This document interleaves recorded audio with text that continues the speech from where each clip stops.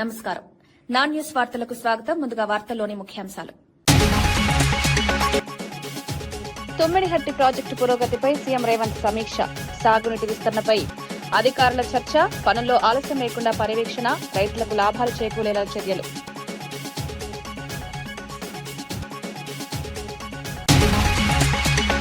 చంద్రబాబుపై తీవ్ర ఆరోపణలు చేసిన భూమన కరుణాకర్ రెడ్డి. వైసీపీ కార్యకర్తల హత్యలపై ప్రభుత్వం సమాధానం చెప్పాలని డిమాండ్. కుల రాజకీయాలతో ప్రజలను విభజిస్తున్నారని విమర్శ.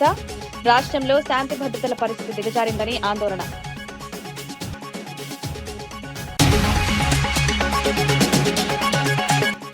కాంగ్రెస్ లో సేవాదల్ కీలక పాత్రపై జూపల్లి వ్యాఖ్యలు. కార్యకర్తల అంకితభావమే పార్టీ బలం. సేవాదల్ సేవలకు తగిన గుర్తింపు. క్షేత్రస్థాయిలో పార్టీ విస్తరణలో కీలక పాత్ర.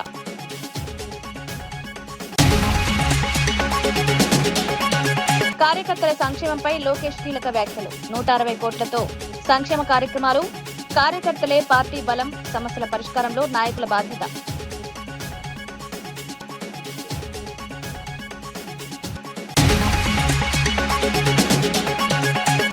ఇంధన సరఫరా సమీక్షపై నిర్వహించిన కిషన్ రెడ్డి. రాష్ట్రంలో కొరత లేదని స్పష్టం. పుకార్ల వల్లే కృత్రిమ కొరత. ప్రజలు అపోహలకు లోను కాకుండా ఉండాలని సూచన.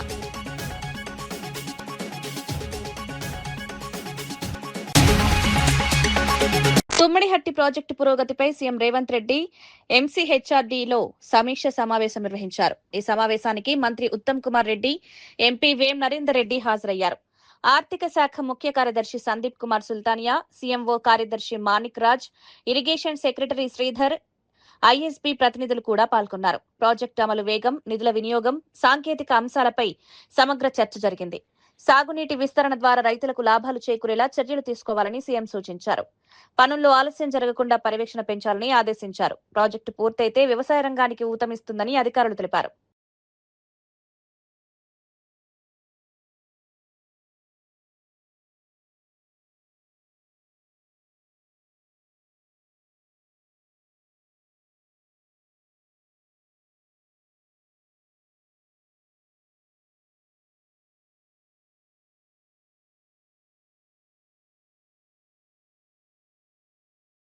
మంత్రి పదవిపై కోమటిరెడ్డి రాజగోపాల్ రెడ్డి కీలక వ్యాఖ్యలు చేశారు. రాహుల్ గాంధీ, సీఎం రేవంత్ రెడ్డి నాయకత్వంలో పార్టీ అభివృద్ధికి కట్టుబడి పనిచేస్తారని తెలిపారు.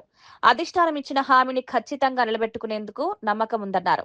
4 రాష్ట్రాల ఎన్నికల ఫలితాల తర్వాత తనకు మంత్రి పదవి వచ్చే అవకాశం ఉందని ఆశాభావం వ్యక్తం చేశారు. ప్రజల సేవే తన లక్ష్యమని, బాధ్యతలు వచ్చినా రాకపోయినా పనిచేస్తారని పేర్కొన్నారు. పార్టీ నిర్ణయాలకు గౌరవం ఇస్తామని తెలిపారు. ఈ ప్రాంత అభివృద్ధికి పార్టీ కొరకు ప్రభుత్వం మంచి పేరు తెచ్చే విధంగా ఈ ప్రజల కోసం పనిచేస్తారు. నాకు కూడా నమ్మకం ఉంది. తప్పకుండా కాంగ్రెస్ పార్టీ అధికారం ఇచ్చిన మాట నిలుపుకుంటుందని నాకు పూర్తి విశ్వాసం ఉంది. ఈ 5 రాష్ట్రాల ఎన్నికలు అయిపోయిన తర్వాత నాకు కూడా అనిపిస్తుంది తప్పకుండా మంత్రివర్గ విస్తరణ జరిగితే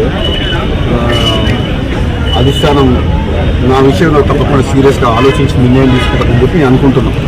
కేంద్ర ప్రభుత్వం వైఫల్యంతో ఇంధన కొరత ఏమైనా ఏర్పడుతుంది రాష్ట్రంలో? కేంద్ర ప్రభుత్వం ఏం చేస్తుంది? అక్కడ ఇరాన్, అమెరికా కొట్లాడుకుంటే డెఫినెట్ గా ప్రపంచంలో ఎక్కడ యుద్ధమైనా సరే మనం ప్రపంచ దేశాల మీద ఎటువంటి ముడి సరుకుల మీద ఆధారపడ్డప్పుడు ఆ యుద్ధ ప్రభావం అనేది భారతదేశం మీద ఉంటుంది. కాబట్టి డెఫినెట్ గా మనకు ఇప్పుడు డీజిల్ కొరత, పెట్రోల్ కొరత ఉన్నది. అది టెంపరీ సమస్యనే కాబట్టి రాబోయే రోజుల్లో యుద్ధం నుంచి తర్వాత మనం ఆటోమేటిక్ గా నార్మల్ అయిపోతుంది. కాబట్టి దాన్ని రాజకీయం చేయాల్సిన అవసరం లేదు. కేంద్రంలో బీజేపీ పార్టీ ఉంది, రాష్ట్రంలో కాంగ్రెస్ పార్టీ ఉంది. కాబట్టి ఒక ప్రత్యేకమైన పరిస్థితి, యుద్ధ వాతావరణం వచ్చినప్పుడు మనం అర్థం చేసుకుని ప్రజలందరూ కూడా సహకరించాలి తప్పితే దాన్ని కూడా రాజకీయం చేయడం కరెక్ట్ కాదు అని చెప్పింది. వైఎస్ఆర్సీపీ నేత భూమన కరుణాకర్ రెడ్డి సీఎం చంద్రబాబుపై తీవ్ర విమర్శలు చేశారు. ఏడాదిన్నర కాలంలో 700 మంది వైసీపీ కార్యకర్తలు హత్యకు గురయ్యారని ఆరోపించారు. రాష్ట్రంలో హింసాత్మక రాజకీయాలకు చంద్రబాబు కారణమన్నారు. కుల రాజకీయాలను ప్రోత్సహిస్తూ ప్రజలను విభజిస్తున్నారని విమర్శించారు. శాంతి భద్రతల పరిస్థితి దిగజారిందని ఆందోళన వ్యక్తం చేశారు.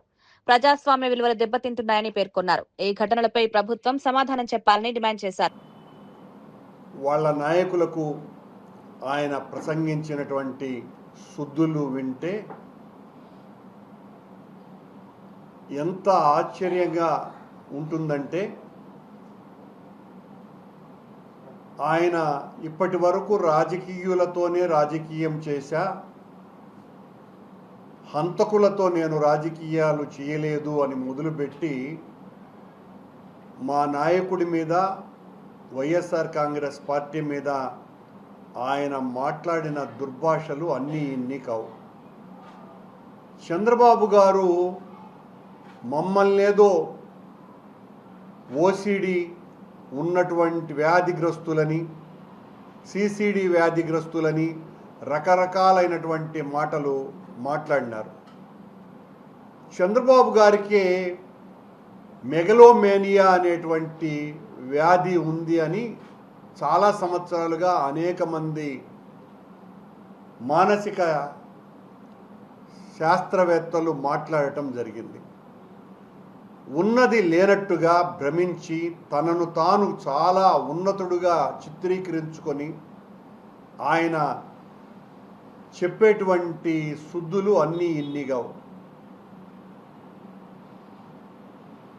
వేదాలు రాసింది ఆకివీడు రామాలయ పునర్నిర్మాణాన్ని అడ్డుకోవాలని దాఖలైన పిల్పై హైకోర్టులో విచారణ జరిగింది. రామాలయ కమిటీ తరపున సీనియర్ న్యాయవాది వైవి రవిప్రసాద్ సమర్థవంతంగా వాదనలు వినిపించారు. ఆలయ నిర్మాణానికి అడ్డంకులు సృష్టించకుండా పనులు కొనసాగించాల్సిన అవసరాన్ని వివరించారు. ఈ వ్యవహారంపై కోర్టు కీలక అంశాలను పరిశీలించింది. కేసు తదుపరి విచారణకు వాయిదా పడింది. ఈ సందర్భంగా డిప్యూటీ స్పీకర్ రఘురామకృష్ణంరాజు న్యాయ బృందానికి కృతజ్ఞతలు తెలిపారు. శ్రావణ్ కుమార్ అనే ఒక మాజీ మెజిస్ట్రేట్ లాయర్గా అవతారం ఎత్తిన తర్వాత చాలా దిక్కుమాలిన కేసులు వేస్తున్నాడు. మనల్ని అయితే పీడించు తింటున్నాడు. సరే, ఈరోజు ఆయన వేసిన ఒక పిల్ ఈ నెల 15వ తారీఖు ఆయన ఒక రిట్ వేయటం జరిగింది. ఆ రోజు నేను కూడా నా ఆర్గ్యుమెంట్స్ కూడా వినిపించడం జరిగింది. ఆయన ఎన్ని అబద్ధాలు చెప్పినా కోర్టులో ఎటువంటి స్టే గ్రాంట్ చేయలేదు. సరే, తర్వాత బయటకు వచ్చి స్టే వచ్చింది అని చెప్పి చాలా వ్యర్థ ప్రలాపనలో చాలా ఎక్కువగా ఆయన పేలటం జరిగింది. సరే, నేను ఆర్డర్ కాపీసు, ఆ వీడియోసు, ఆ కోర్ట్ ప్రొసీడింగ్ వీడియోస్ అన్నీ పెట్టి చాలామందికి అది తెలియజేయటం జరిగింది. ఆ తర్వాత ఇదిగో ఒక పిల్లితో ఇంకొక పేరు, మరొక క్రిస్టియన్ వనిత పేరుతో మరొక పిల్లు వేయటం జరిగింది. ఆ పిల్లి వాళ్ళ హైకోర్టు ప్రధాన న్యాయమూర్తి మొన్ననే ఛార్జ్ తీసుకున్న శ్రీమతి గిల్ గారి కోర్టుకి వచ్చింది. చాలా స్పష్టంగా చాలా ప్రశ్నలు వేసి ఇన్ని అబద్ధాలు ఆడాడంటే ఆ మాజీ మేజిస్ట్రేటు చెప్పడానికి వీల్లేదు. అనుమతులన్నీ తీసుకుని మనం అక్కడ మరి ఆ శిథిలావస్థలో ఉన్న ఆ ప్రాంగణాన్ని శుభ్రం చేసిన తర్వాత ఎటువంటి అనుమతులు లేకుండా ఇవన్నీ చేశారు అని చెప్పి అసలు ఒక న్యాయవాదిగా ఉండి అన్ని అబద్ధాలు ఆడటం అనేది అది ఒక్క జడకే సాధ్యమేమో. ఎందుకంటే కటిక అబద్ధాలు అంటారు చూసారా మనం, అలాగా కటిక అబద్ధాలు ఇష్టం వచ్చినట్టు ఆడేశాడు. ఏదేమైనా అది అతని సంస్కారం. నువ్వు ఆల్రెడీ ఒక రిట్ వేయటం జరిగింది, మళ్ళీ ఇది అనుమతి ఇవ్వటం అనేది సాధ్యం కాదు. అందుచేత డిస్మిస్ అని పేర్కోవటం జరిగింది. యువర్ లార్డ్షిప్ డిస్మిస్ కాదు డిస్పోజ్ అని చెప్పి అనండి అని చెప్పి ఆయన బ్రతిమాలుకోవడం జరిగింది. బహుశా మరి డిస్మిస్ అంటారా, డిస్పోజ్ అంటారా, ఏదైనా ఒకటే.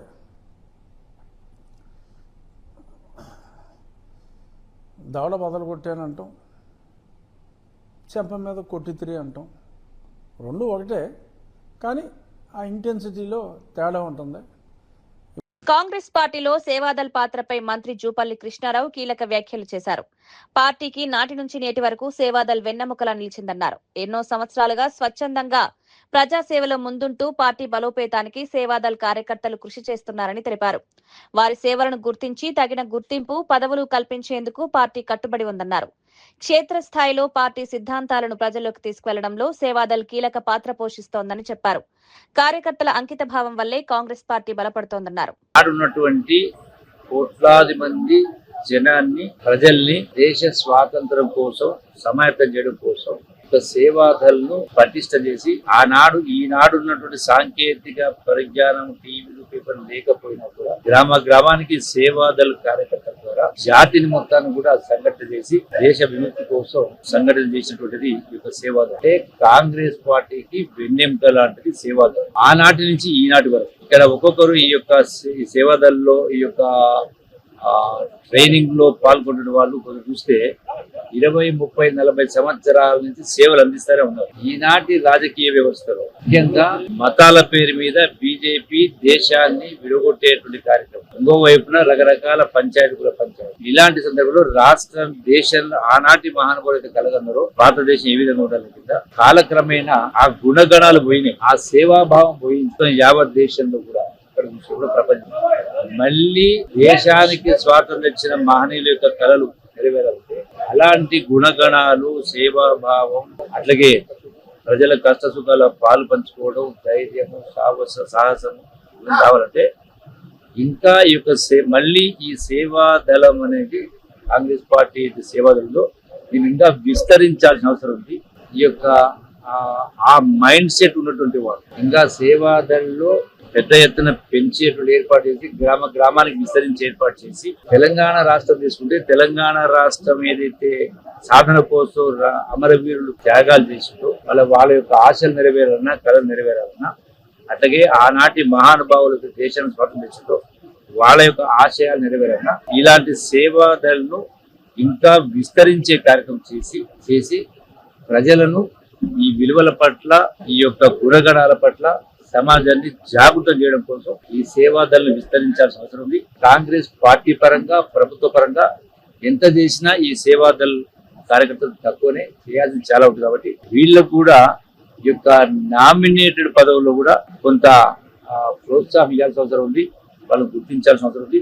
మేము కూడా ఇప్పుడు చెప్పినాం, మా ముఖ్యమంత్రి గారితో, మా కేసీ రెడ్డి గారితో చెప్పి వాళ్ళకు సముచిత స్థానం ఇచ్చే కార్యక్రమం చేసి ఈ యొక్క మంచి కార్యక్రమం, ఈ యొక్క ట్రైనింగ్ అనేది మంచి కార్యక్రమం చేస్తాం. డీజిల్ సరఫరాపై పరిమితులు విధించడంపై వైసీపీ నేత వడ్డీ రఘురాం తీవ్రంగా స్పందించారు. 50 లీటర్ల పరిమితి విధిస్తే ఆక్వా రైతులు, ఎగుమతిదారులు తీవ్ర ఇబ్బందులు పడతారన్నారు. రోజుకు 1000 టన్నుల చేపల సరఫరా నిలిచిపోతుందని ఆందోళన వ్యక్తం చేశారు. జగన్ ప్రభుత్వంలో ఇలాంటి సమస్యలను వేగంగా పరిష్కరించామని గుర్తు చేశారు. ప్రస్తుత ప్రభుత్వం వెంటనే చర్యలు తీసుకుని సమస్యను పరిష్కరించాలని డిమాండ్ చేశారు. 24 గంటల్లో పరిష్కారం చూపకపోతే బంక్లను మూయించే ఆందోళనకు గురితిగుతామని హెచ్చరించారు. ముఖ్యమంత్రిగా ఉన్నప్పుడు ఈశాన్య రాష్ట్రాల్లో పాలికెమికల్ మనం కలిపామని అక్కడ ఉన్నటువంటి ఈశాన్య రాష్ట్రాల్లో ఉన్న ఎంపీలు అక్కడ 300 నుంచి 400 ఎకరాలు సాగు చేసినప్పుడు అక్కడ ఫిష్ మార్కెట్ చేసుకోవడానికి పాలికెమికల్ కలిపారని మన దగ్గర ఒక కొన్ని లేనిపోయినాయని చెప్పడం జరిగింది. మన లోడ్లన్నీ కొన్ని వేల టన్నులు మన నాగాలాండ్ కానీ, అస్సాం కానీ, మిజోరాం కానీ, కలకటాకి వెళ్ళేది కొన్ని వేల టన్నులు రోడ్ల మీద ఆగిపోయింది. అప్పుడు అప్సరా వైస్ చైర్మన్ గా ఆ రోజు పొలం మాణికన్న గారు స్పెషల్ చీఫ్ సెక్రటరీ సీఎం గారి దగ్గరికి వెళ్ళి మేమందరం మాట్లాడితే అప్పుడు జగన్మోహన్ రెడ్డి గారు అప్పుడు ఉన్నటువంటి సెంట్రల్ మినిస్టర్ పురుషోత్తం రూపాల గారితో మాట్లాడి అక్కడ ఉన్న సార్తో పాటు వాడు ఎంపీలుగా చేసిన వాళ్ళు ముఖ్యమంత్రిగా ఉన్నారు కాబట్టి వాళ్ళతో మాట్లాడి 24 గంటల్లో ఈ ఫిష్ లోడ్ అంతా కూడా ఈశాన్య రాష్ట్రాల్లో సేల్ చేసి మన రాష్ట్రంలో పాలికెమికల్ కలపట్లేదు అని ఛాలెంజ్ చేసి ఆ గవర్నమెంట్ కి మనం నిజ నిర్ధారణ చేసి సర్టిఫికెట్లతో సహా మనం ఇచ్చిన కార్యక్రమం ఉంది. ఇవాళ చేపల రైతులందరికీ తెలుసు, ఇవాళ డీజిల్ కొరత ఉండి మీరు చేపల రైతులు పడితే విజయవాడ దాకా వస్తే చేప ఎక్కడి నుంచి పంపుతారు? ఫ్లైట్ లో పంపుతారా, కార్గోలో పంపుతారా? రాష్ట్ర ప్రభుత్వం అని చెప్పిందా రైతులకి?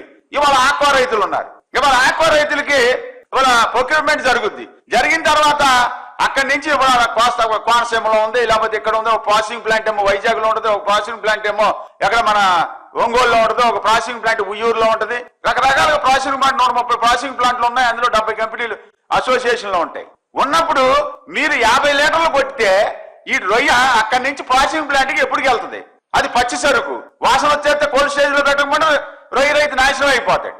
మీరు ఈ ఈ కార్యక్రమాలు చేస్తా మీరు ఏది లేదు అన్ని కలబు లేని ఉన్నట్టు వందలు ఉన్నట్టు చెప్పటం. ఇవాళ ఆంధ్రప్రదేశ్ లో ఆక్వా రంగాన్ని చూసుకుంటే 64,000 కనెక్షన్స్ ఉన్నాయి. ఆక్వా జోన్ గానీ నాన్ ఆక్వా జోన్ గానీ. ఇందులోంచి వైఎస్ జగన్మోహన్ రెడ్డి గారు ముఖ్యమంత్రిగా ఉన్నప్పుడు ఇవాళ 4,64,000 ఎకరాలు కల్చర్ చేస్తే 3,50,000 ఎకరాలని ఆక్వా జోన్ పరిధిలో 10 ఎకరాల లోపు తీసుకొచ్చి 3,640 కోట్లు ఇవాళ 5 సంవత్సరాల్లో ఈ రాష్ట్ర ప్రభుత్వం అప్పుడు ఉన్నట్టు వైఎస్ జగన్మోహన్ రెడ్డి గారు ఇచ్చాం. ఇప్పుడు వరకు మీరు ఇచ్చింది ఎంత? 2 సంవత్సరాలు గడుస్తుంది. ఆ రోజుల్లో మేము ఆక్వా జోన్ పరిధిలోకి రాష్ట్రం మొత్తం 64,000 కనెక్షన్స్ ఉంటే ఆక్వా జోన్ గానీ నాన్ ఆక్వా జోన్ గానీ దాన్ని మేము 50,800 కనెక్షన్స్ ని ఆక్వా జోన్ పరిధిలోకి తీసుకొచ్చాం. మీరు అసెంబ్లీలో జరుగుతున్నప్పుడు ఆక్వా రైతులందరికీ మేము ఇచ్చేసాం super 6 super success. Telugu Desam party కార్యకర్తల సంక్షేమానికి కట్టుబడి ఉందని మంత్రి నారా లోకేష్ తెలిపారు. ఇప్పటి వరకు 160 కోట్లకు పైగా ఖర్చు పెట్టామని వెల్లడించారు. విద్య, వైద్యం, స్వయం ఉపాధి రంగాల్లో అనేక కార్యక్రమాలు అమలు చేస్తున్నామన్నారు. కార్యకర్తల సమస్యలను పరిష్కరించేందుకు ప్రతి నాయకుడు బాధ్యత తీసుకోవాలని సూచించారు. పార్టీ బలోపేతానికి కార్యకర్తలే బలమని పేర్కొన్నారు. వారి సంక్షేమమే పార్టీ లక్ష్యమని స్పష్టం చేశారు. రూపాయలు ఖర్చు పెట్టిన ఏకైక పార్టీ ఒక తెలుగుదేశం పార్టీ. విద్య, వైద్యం, స్వయం ఉపాధికి అనేక కార్యక్రమాలు చేస్తున్నాం. ఏకంగా ఒక పెద్ద వ్యవస్థని మేము ఈరోజు ఏర్పాటు చేసాం. బ్లాక్ 2లో ఆ వ్యవస్థ పనిచేస్తుంది. కార్యకర్తలకు అండగా నిలబడతాం. కార్యకర్తల తరపున వాళ్ళ సమస్యలు పరిష్కరించే బాధ్యత మనందరం తీసుకోవాలని ఈ సభాముఖంగా కోరుతున్నాం. గడిచిన 44 ఏళ్ల ప్రయాణంలో పడ్డాం, లేచాం, కానీ ఎప్పుడు నిలబడ్డాం, ఎప్పుడూ మన అధైర్యపడలేదు. దానికి ప్రధానమైన కారణం మన సిద్ధాంతాలు. సమాజమే దేవాలయం, ప్రజలే దేవుళ్ళు అని చెప్పిన గొప్ప నాయకుడు అన్న ఎన్టీఆర్. ఆయన ఆశయాలతో మనం ఇన్నాళ్ళు నడుచుకుంటూ వచ్చాం. మారిన కాలానికి మన జరిగిన మహానాడులో 6 శాసనాలు మనం ప్రకటించుకుంటాం జరిగింది. ఆ 6 శాసనాలపైన వేదిక పైన ఉన్న పెద్దలతో చర్చించాం, వేదిక ముందరున్న నాయకులతో చర్చించాం. ఏం పెడితే బాగుంటుంది, రాబోయే 4 దశాబ్దాలు పార్టీని ఎలా నడిపించాలి, ఆ మార్గం మనం ఎంచుకోవాలని నేను కోరుతాం జరిగింది. అందులో మొదటిది తెలుగు జాతి విశ్వఖ్యాతి, రెండోది యువగలం, మూడోది స్త్రీ శక్తి, నాలుగోది పేదల సేవలో సామాజిక న్యాయం, ఐదోది అన్నదాతకు అండగా, ఆరోది కార్యకర్తనే మన అధినేత. ఇది మీ అందరికి ఎందుకు గుర్తు చేస్తున్నానంటే రాబోయే రోజుల్లో మనందరం నిర్ణయాలు తీసుకోవాల్సి వస్తుంది. అందుకే మనకి ఈ బాధ్యత ఇచ్చింది పార్టీ. తెలంగాణలో ఇంధన సరఫరాపై కేంద్ర మంత్రి కిషన్ రెడ్డి సమీక్ష నిర్వహించారు. హైదరాబాద్ లో చమురు సంస్థల ప్రతినిధులు డీలర్లతో సమావేశమయ్యారు. రాష్ట్రంలో పెట్రోల్, డీజిల్ కొరత లేదని స్పష్టం చేశారు. పుకార్ల కారణంగా ప్రజలు భయాందోళనకు గురవుతున్నారన్నారు. అవసరానికి మించి నిల్వలు చేసుకోవడం వల్ల కృత్రిమ కొరత ఏర్పడుతోందని తెలిపారు. సరఫరా వ్యవస్థ సక్రమంగా కొనసాగుతోందన్నారు. पेट्रोल डीजल खरीदते हैं लोग, अभी उसका 100% डबल हो गया.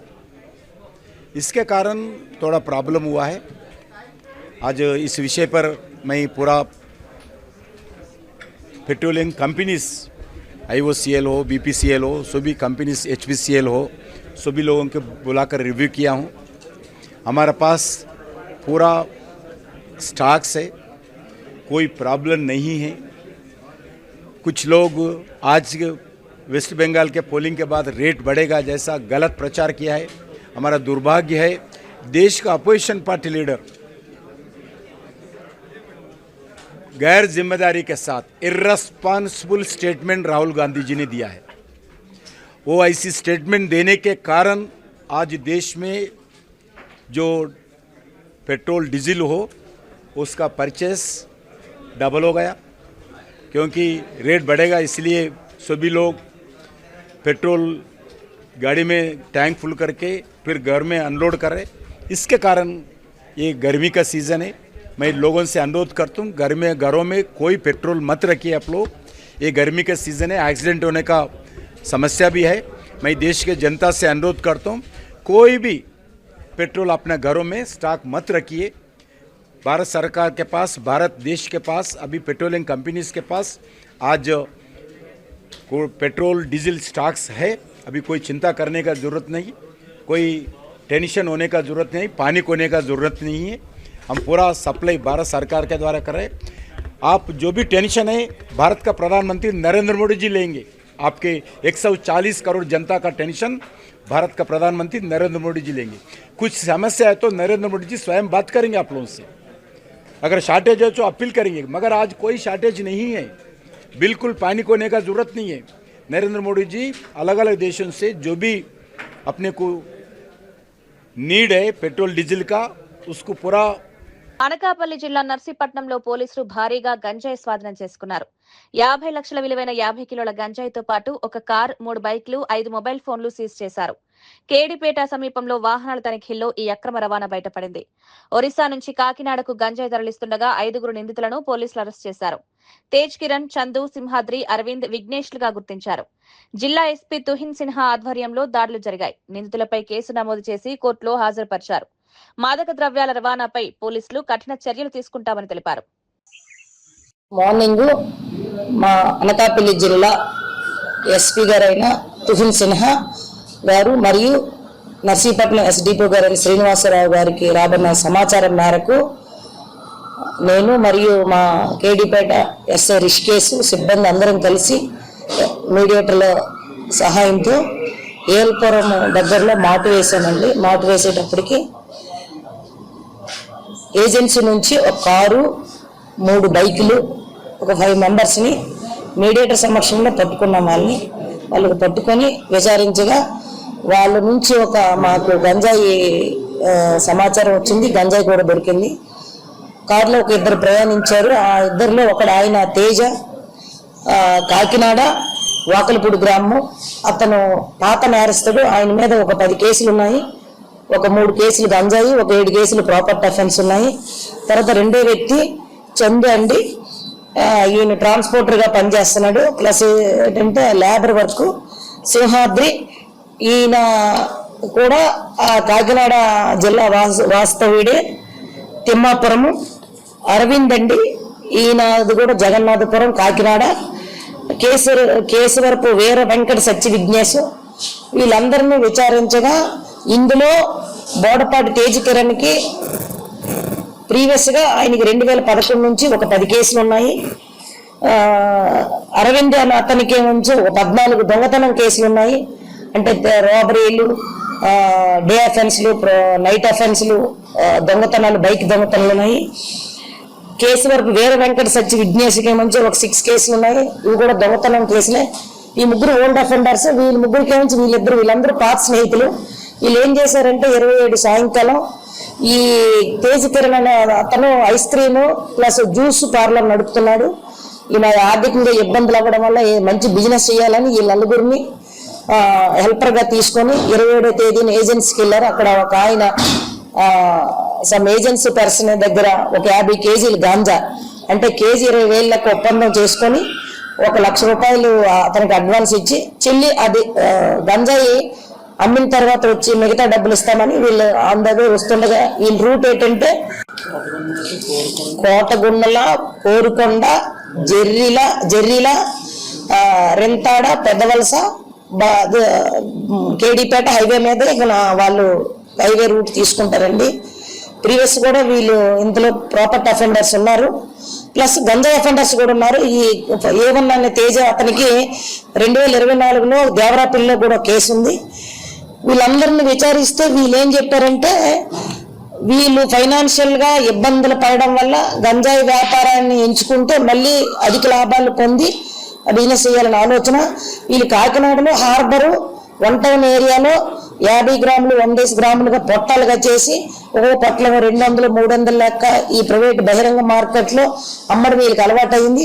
ఇందులో కూడా 4 కంప్లీట్గా ఈ గంజాయి నుంచి కన్జ్యూమ్కి అలవాటు అయ్యారండి.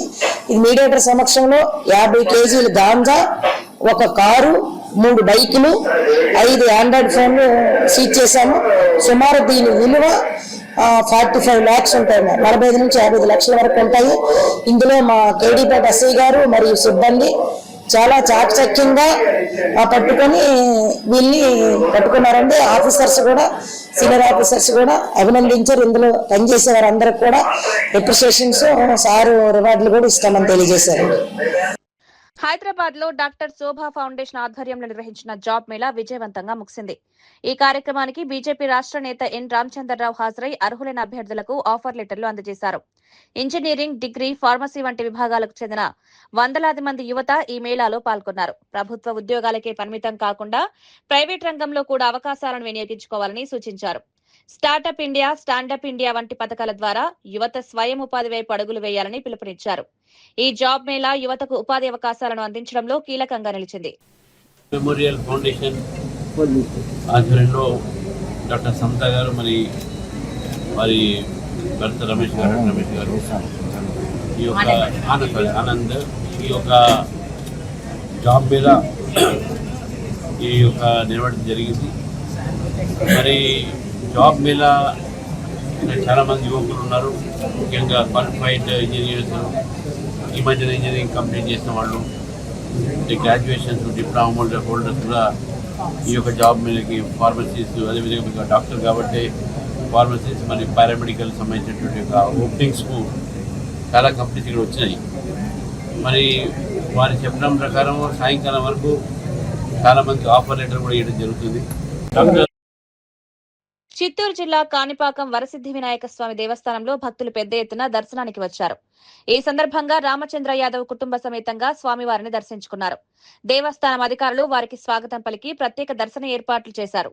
అనంతరం స్వామివారి తీర్థ ప్రసాదాలు, శేషవస్త్రం, చిత్రపటం అందజేశారు. వేద పండితులు ఆశీర్వచనాలు అందించారు. భక్తులు ఆధ్యాత్మిక ఉత్సాహంతో పాల్గొన్నారు. ఆలయంలో భక్తుల రద్దీ కొనసాగుతుండగా అధికారులు అన్ని ఏర్పాట్లు చేశారు.